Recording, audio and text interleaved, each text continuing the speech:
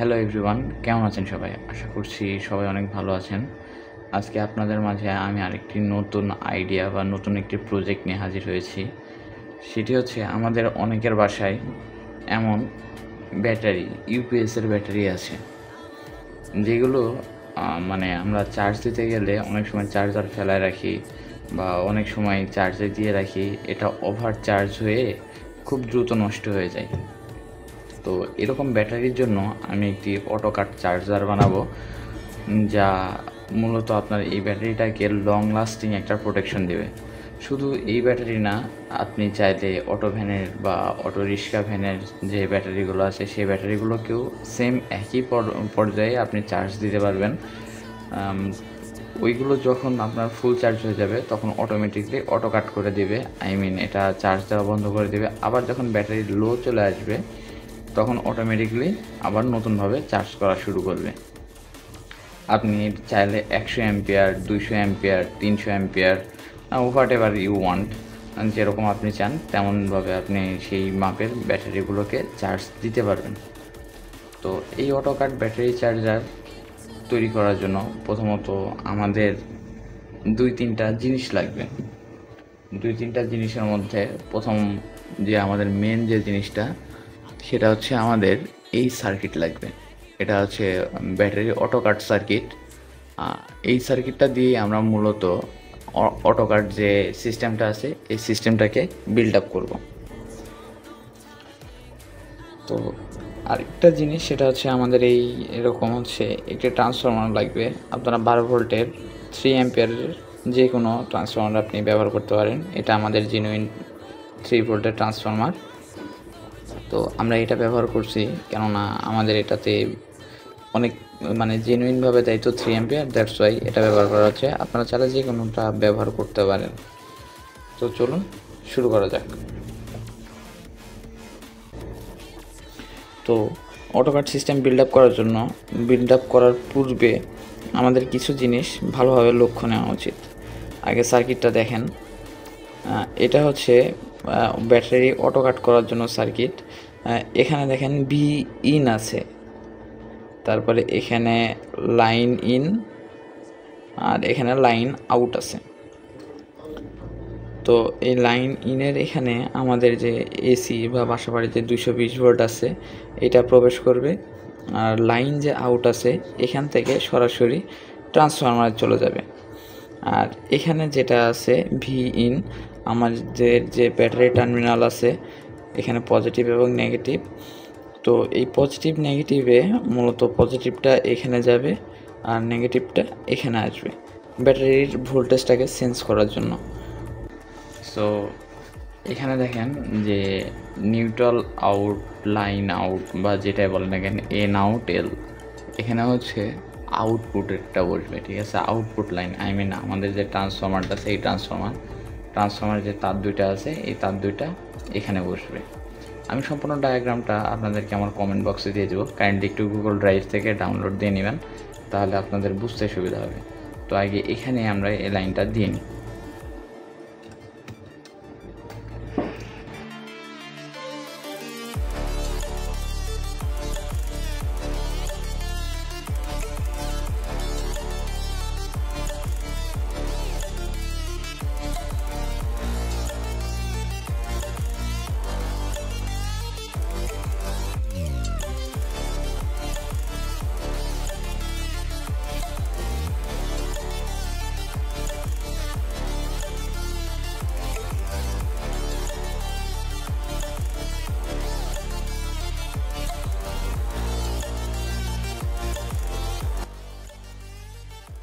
আমাদের বাসাবাড়ি থেকে যে বিদ্যুতের লাইন আসে, যেখান থেকে এই লাইনটা সরাসরি আমাদের এই পাশে আসবে। তো চলেন এখানে লাইনটা দিয়ে দিই, এখানে সংযোগটা দিয়ে দিই আমি।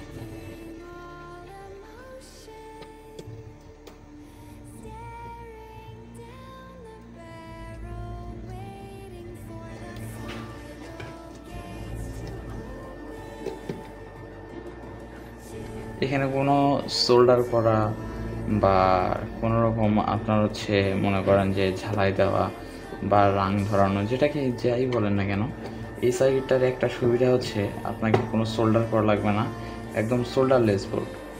আর সবচেয়ে মূল ব্যাপার হইতেছে কি, যখন আপনার ব্যাটারিটা ফুললি চার্জড হয়ে যাবে তখন এই সার্কিটটা সরাসরি আপনার যে ট্রান্সফর্মারটাকে আছে এই ট্রান্সফর্মারটাকে কাট করে দেবে, আই মিন বিদ্যুৎ প্রদান করবে না। তাতে কী হবে, ট্রান্সফর্মার আপনার ওভারহিট হবে না বা ট্রান্সফর্মার অতিরিক্ত গরম হবে না, অতিরিক্ত গরম হয়ে জ্বলে যাবে না। তো এটা হচ্ছে এই সার্কিটটার সুবিধা আছে। আবার এরকম ধরনেরই আরেকটা সার্কিট পাওয়া যায় যেখানে ব্যাটারি কাট করে। ট্রান্সফর্মার 24/7, আই মিন দিন রাত 24 ঘন্টা, সপ্তাহে 7 দিনে ও লাইনে থাকে। তো এই ক্ষেত্রে ট্রান্সফর্মারের যে আপনার লাইফ সাইকেল যেটা থাকে ওটা কমে যায়। ওখান থেকে কি হয়, আপনার ট্রান্সফর্মারের বিভিন্ন রকমের সমস্যা হয়, যেমন ট্রান্সফর্মারটা অনেক সময় আগুন ধরে যাইতে পারে বা ট্রান্সফর্মারটা পুড়ে যেতে পারে। তো ট্রাই করবেন সব সময় এই সার্কিটটা নেওয়ার। আমাদের ব্যাটারি ভোল্টেজটাকে সেন্স করার জন্য ভি ইন যেখানে লেখা আছে, এই যে ভি ইন যেখানে লেখা আছে, এই ভি ইনের জায়গাতে আমরা হচ্ছে ভোল্টেজ সেন্স করার যে তারটা ব্যবহার করব, এটার সংযোগ দিচ্ছি আমরা। ব্যাটারি থেকে সেন্স যে করবে, মানে কত ভোল্টেজ আমার ব্যাটারিতে আছে যে সেন্স করবে, ওই তারের সংযোগটা এখানে দিব আমরা। তবে একটা জিনিস খেয়াল রাখবেন, এই ভি ইনের ক্ষেত্রে পজিটিভ এবং নেগেটিভ আছে, কিন্তু এটা যদি আপনি উল্টো করে দেন এই জায়গাতে, তাহলে কিন্তু এই সার্কিটটা পুড়ে যাওয়ার সম্ভাবনা আছে। তাই সবসময় লাগানোর আগে বা এখানে দেওয়ার আগে অবশ্যই একবার না, প্রয়োজনে 5 থেকে 6 বার চেক দিবেন যে আমি কি ঠিকঠাক লাগিয়েছি। যদি সংশয় থাকে আবার চেক দিবেন। তো আমি পজিটিভটা পজিটিভে লাগাচ্ছি।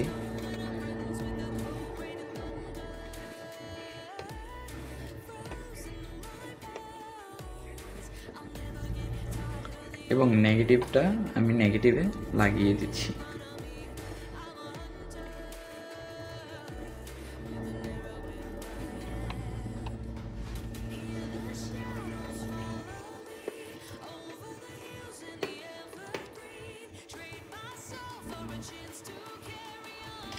বাস, আমাদের এই সার্কিটের কাজটা শেষ সম্পূর্ণ। জাস্ট এখন আমরা এটাকে পজিটিভ নেগেটিভে দিয়ে দিব। তার আগে আরেকটা কাজ আছে, সেটা হচ্ছে যখন আমি এসি লাইন দিচ্ছি, এটাতে এসি লাইন প্রবেশ করাচ্ছি, ট্রান্সফর্মারের আউটপুটে কিন্তু আমাদের এসি লাইনটাই বেরোচ্ছে। তো এসি লাইনকে আমি এখন ডিসিতে পরিণত করব। ডিসিতে পরিণত করার জন্য আমাদের এরকম একটা ডায়োড লাগবে, রেকটিফায়ার ডায়োড, ফুল ব্রিজ। তো আমি হচ্ছে এই ফুল ব্রিজ রেকটিফায়ার ডায়োডটা ব্যবহার করতেছি, যেটা 10 অ্যাম্পিয়ারের 35 ভোল্ট 10 অ্যাম্পিয়ার। ঠিক আছে, তো আপনারাও চাইলে এরকম 10 অ্যাম্পিয়ারে ব্যবহার করতে পারেন, বা যে কোনো ডায়োড দিয়ে ট্রাই করবেন 6 থেকে 7 অ্যাম্পিয়ারের যেন মিনিমাম ডায়োডটা হয়। তাতে কী হবে, ব্যাটারি যখন চার্জ হবে তখন আপনার ডায়োডটা হিট হবে। যদি কম অ্যাম্পিয়ারের হয় সেক্ষেত্রে নষ্ট হয়ে যাওয়ার সম্ভাবনা থাকতে পারে একটা লং টার্ম ব্যবহারে।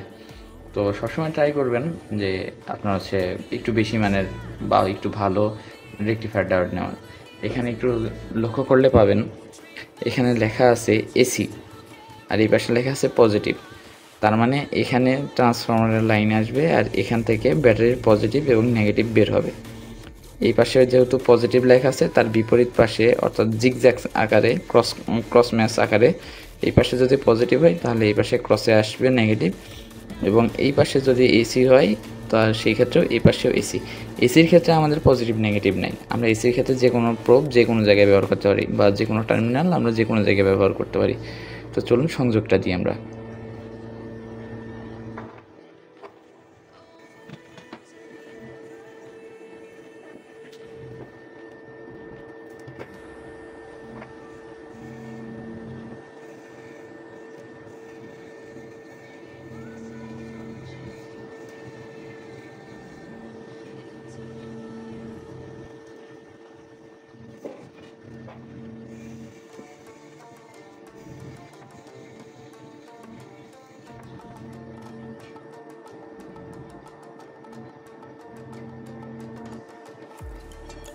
এখন আমরা জয়েন করলাম, দেন আরেকটা জয়েন করা বাকি আছে আমাদের, এই জয়েন করলাম।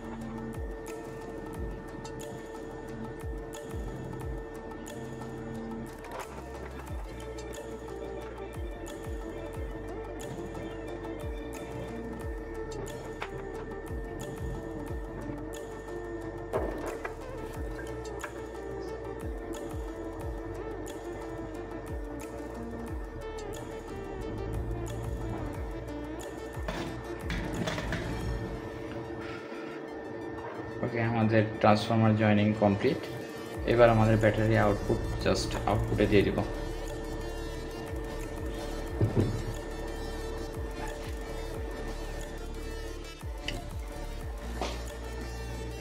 এখান থেকে আমরা আউটপুটটা নেওয়ার জন্য আমরা আরেকটা তার ব্যবহার করতেছি, যেখানে টার্মিনাল সহ। অ্যাকচুয়ালি আমি তাহলে এটা কিন্তু কেসের মধ্যে বা একটা বাক্সের মধ্যে তৈরি করতে পারতাম, বাট একটা ব্যাপার কি, ওপেনলি যখন আমি আপনাদের কাছে এক্সপ্লেন বা বর্ণনা করতে যাব, তখন আপনাদের ক্ষেত্রে বোঝাটা অনেক সুবিধাজনক হবে। এবং পরবর্তীতে আপনারা চাইলে এটা যদি বুঝতে পারেন, তাহলে আপনারা চাইলে যে কোনো জায়গায় আপনারা কিন্তু এটাকে যে কোনোভাবে ব্যবহার করতে পারেন, বা যে কোনো কেসে বা যে কোনো জায়গায় আপনারা কিন্তু চাইলে ব্যবহার করতে পারবেন।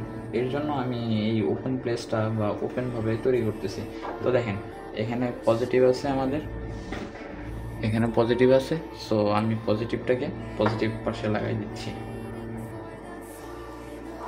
আমি হয়তো পরবর্তীতে এটাকে কেসে বা এটাকে বাক্সের মধ্যে নিয়ে নিব।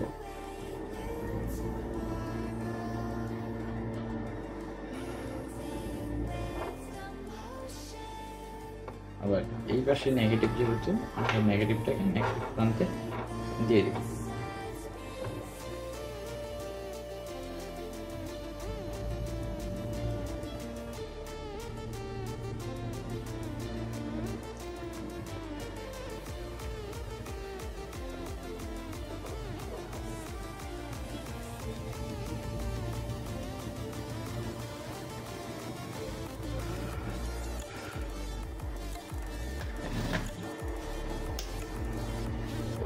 যেহেতু আমরা ব্যাটারি ব্যবহার করতেছি, সো সেহেতু আমাদের এখানে কোনো ক্যাপাসিটর লাগানোর প্রয়োজন নেই বা ক্যাপাসিটর লাগানোর কোনো দরকার নেই। তো আমরা আগে এটাকে বা এই মডিউলটাকে আমরা একটু ক্যালিব্রেশন করে নিব। আই মিন, এই মডিউলটা আপনার 6 ভোল্ট থেকে শুরু করে একদম পুরোপুরিভাবে আপনার 48 বা 60 ভোল্ট পর্যন্ত এটা অটো কাট, অটো সব কিছু করতে পারে। সো এটাকে আগে ক্যালিব্রেশন করব। ক্যালিব্রেশন করার জন্য আমরা প্রথমে এটাকে ব্যাটারি বা অন্য কোনো জায়গায় না দিয়ে সরাসরি আমরা লাইনে দেব।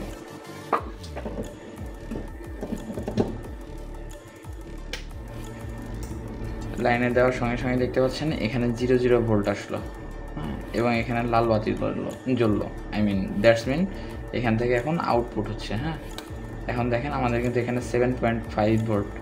হ্যাঁ, এটা যদি চেপে ধরে রাখি, ধরে রাখার পর 7.4, এটা আপনাদের কাট ইন ভোল্টেজ, মানে সরি আই মিন এটা আপনাদের কাট আউট ভোল্টেজ। আমরা কাট আউট ভোল্টেজ নিব ব্যাটারির গায়ে লেখা অনুসারে। ব্যাটারির গায়ে লেখা আছে, দেখেন এই যে ইনিশিয়াল এই যে সাইকেল টু ইউজ 14.4, আমরা এটাকে 14.4 ভোল্টে সেট করে দেবো। আই মিন 14.4 ভোল্টে গেলে আপনার যেন এটা বন্ধ করে দেয়। ঠিক আছে, এখন এটা তো গেল। এবার কাট ইন ভোল্টেজ, অর্থাৎ কত ভোল্টে গেলে এ আবার কাট ইন করবে। হ্যাঁ, এখানে 7 ভোল্ট আছে। আমার ব্যাটারিটা যেন 9 ভোল্টের আমাদের ব্যাটারিটা যেন 10 ভোল্টে থাকলে এটা কাট ধরে। 10 ভোল্ট না, আমাদের 13 ভোল্টে কাট ধরে।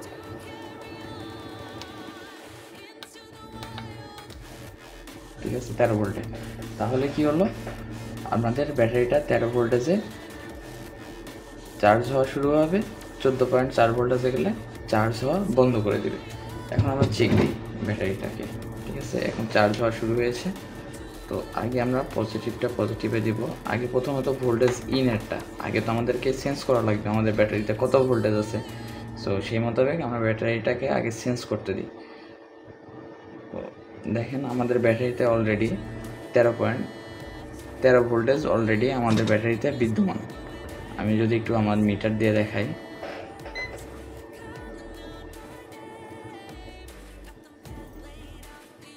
$12.92। ওকে, 13 পয়েন্টই। তো এটা আমাদের কিন্তু 13 পয়েন্ট ভোল্টেজ আছে জন্য এখনও কাট আউট করে নাই। তো চলেন আমরা একটু কাট আউট ভোল্টেজটাও দেখে নিই। এবার আমি এই যে ট্রান্সফরমার থেকে যে লাইনটা বের হয়েছে, ঠিক আছে, ট্রান্সফরমার থেকে যে লাইনটা বের হয়েছে আমি এই ট্রান্সফরমারের লাইনটা দিচ্ছি। এখন আমরা নেগেটিভটা নেগেটিভে দিচ্ছি। এবং পজিটিভটা পজিটিভে দিচ্ছি। এই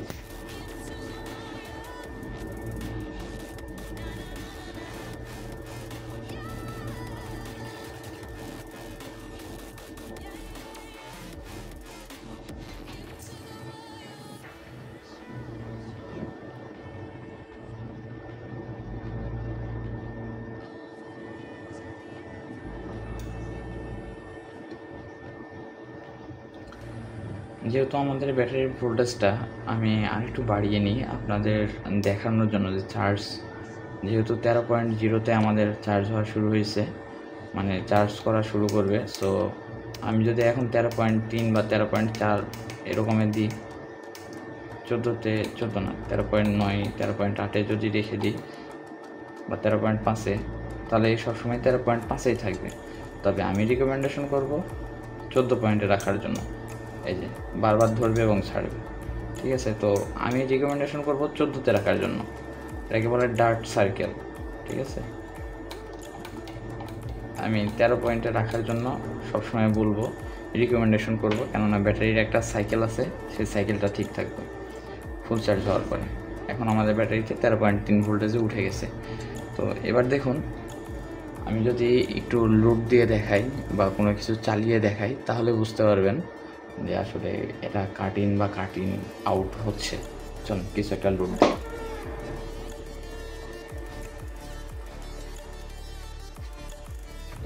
মূলত ড্রিল মেশিনটা চালাবো, ঠিক আছে। এখন দেখেন 13.2 ভোল্টেজ আছে, এখনও কিন্তু চার্জ ধরে নাই। চলুন আমরা এই সাইডে এটা রেখে দিই, একটু খেয়াল করবেন চার্জ কীভাবে ধরে।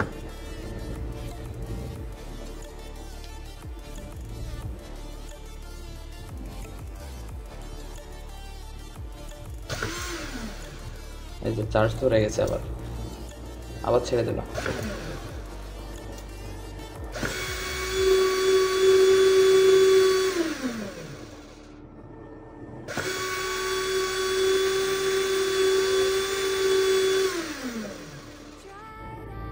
ঠিক আছে, এইভাবে কিন্তু কিট, যেটা আপনার ব্যাটারির জন্য খুবই ভালো, ব্যাটারি হেলথের জন্য ভালো, এটা কিন্তু তৈরি করে নিতে পারেন। হয়তো বা আমি ওপেন কেসে ওপেনলিভাবে দেখালাম, কাইন্ডলি ট্রাই করবেন এইভাবে না তৈরি করে একটা কেসের মধ্যে বসিয়ে এটাকে তৈরি করার। তো আরেকটা জিনিস আছে আমার কাছে, এটা আমি আপনাদেরকে একটু দেখাচ্ছি।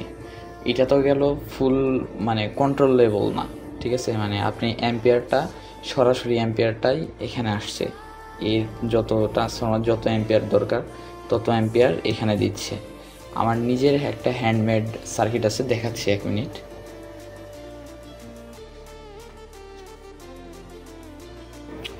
এটা হচ্ছে আমার নিজের হ্যান্ডমেড সার্কিট, ডিজিটাল ডিসপ্লে সহ। এবং কি যারা ইলেকট্রনিক্সের কাজ করেন তারা অবশ্যই পিডাব্লিউএম সম্পর্কে আপনারা খুব ভালোভাবে জ্ঞান রাখবেন।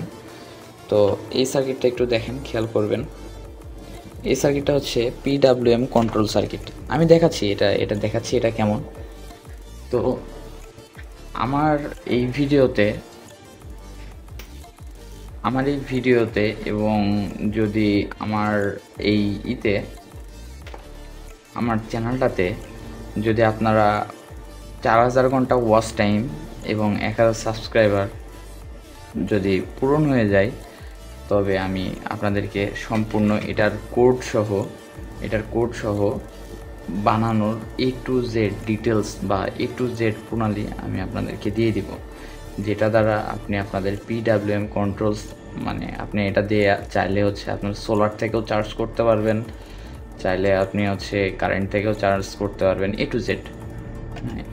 এটার প্রণালীটা আমি দিয়ে দেবো। চলেন এটার একটু দেখি আমরা কার্যপ্রণালীটা।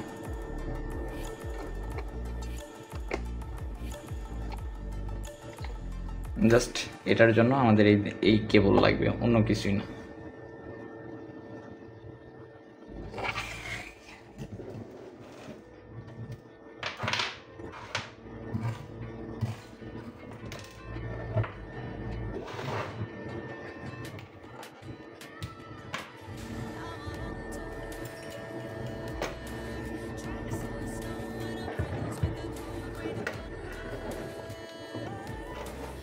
এটা জাস্ট আপনাদের বানানোর জন্য বা আপনাদেরকে বোঝানোর জন্য ওপেন কেস আমি ব্যবহার করি, সবসময় বলছি যেন আপনারা সঠিক এবং সম্পূর্ণভাবে বুঝতে পারেন, এর জন্য ওপেন কেস ব্যবহার করছি। এটাকে আপনাদের জন্য ভিডিওটা করাও আছে।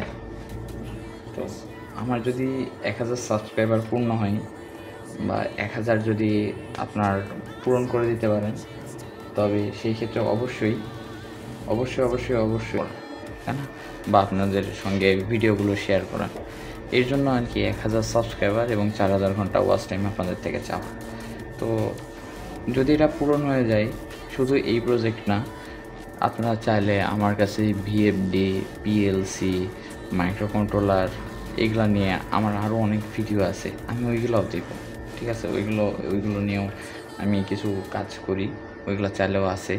Even the not only that but also মানে আমার কাছে এমন কিছু প্রজেক্ট আছে যেগুলো সম্পূর্ণটাই ইউনিক। হ্যাঁ, তো চলেন আমি ব্যাটারিতে কানেকশন দিচ্ছি। আমি এখানে পজিটিভটা পজিটিভে এবং নেগেটিভটা নেগেটিভে লাগিয়ে দিয়েছি। এবার দেখেন ব্যাটারিতে কানেকশন দিলাম।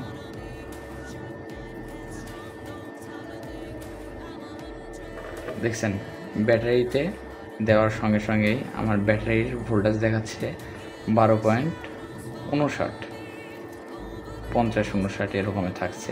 ঠিক আছে, আর আপনার হচ্ছে এখানে দেখেন ব্যাটারির সেল, এটা মাইক্রো কন্ট্রোলার দিয়ে কন্ট্রোল করা তো সম্পূর্ণ, এর জন্য দেখেন ব্যাটারির যে আপনার হচ্ছে চার্জিং ইনপুট এখন নেই আমার, যেহেতু চার্জটা খোলা, সো সে মোতাবেক আমার চার্জিং ইনপুট দেখাচ্ছে না। তারপর টেম্পারেচার আছে, আমার এই জায়গাটুকুনের কত টেম্পারেচার আছে, এখন 28 ডিগ্রিতে আছে। আর আপনার হচ্ছে এখন বর্তমানে 0.79 বা এরকম ওয়াট নিচ্ছে, কেননা এখান থেকে আউটপুট হচ্ছে, তো দ্যাটস ওয়াই এরকম আর কি একটা নিচ্ছে। হ্যাঁ, চলেন আমরা হচ্ছে এটাতে একটু এসি ইনপুট দিয়ে আপনাদেরকে দেখাই একটু। আপনারা যদি এটা আসলে প্রজেক্টটা মানে খুবই অনেক সুন্দর কাজ করে, আর এটা ব্যাটারিকে খুব স্মুথ বা আপনার হচ্ছে একদম সফট যে চার্জিং সিস্টেম আছে, পিডাব্লিউএম পালস দেয়, তো এরকম করে পালস দেয়। সো পালস দেওয়ার জন্য এটা কি হয়, আপনার হচ্ছে ব্যাটারিটাকে পরিপূর্ণভাবে আপনার হচ্ছে একটা চার্জ করতে পারে।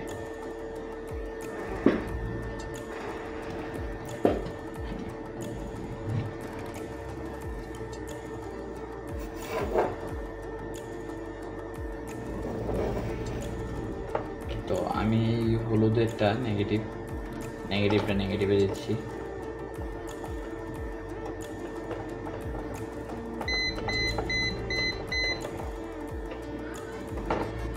এবং পজিটিভেরটা পজিটিভে দিচ্ছি।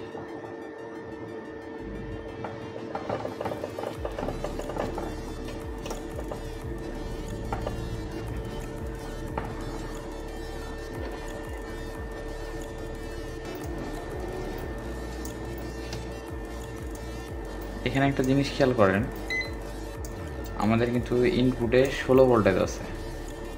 এই যে আমার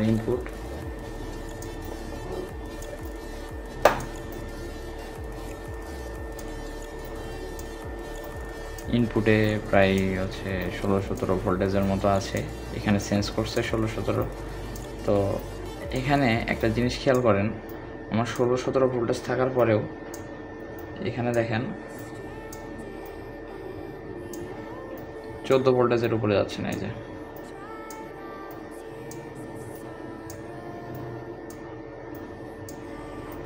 এটা হচ্ছে এর একটা মজার ব্যাপার। আর এখানে দেখেন একটা ব্যাটারি আছে, ব্যাটারি চার্জার বলতে গেলে যখন ফুল হবে তখন লালটা জ্বলবে, আর যখন হচ্ছে চার্জিংয়ে যাবে তখন হলুদটা জ্বলবে। যেহেতু এটা ছোট ব্যাটারি আমাদের, তাই এটা আর কি সম্পূর্ণভাবে কাজ করছে, মানে সম্পূর্ণভাবে আর কি এটাকে সাপোর্ট দিতে পারছে না। এটা বড় ব্যাটারির আদলেতে তৈরি, 200 অ্যাম্পিয়ারের জন্য। তো আশা করি আপনাদের কাছে এই প্রজেক্টটা ভালো লাগবে।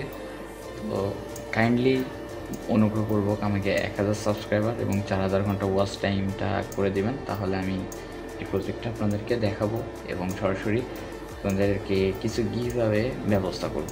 Thank you.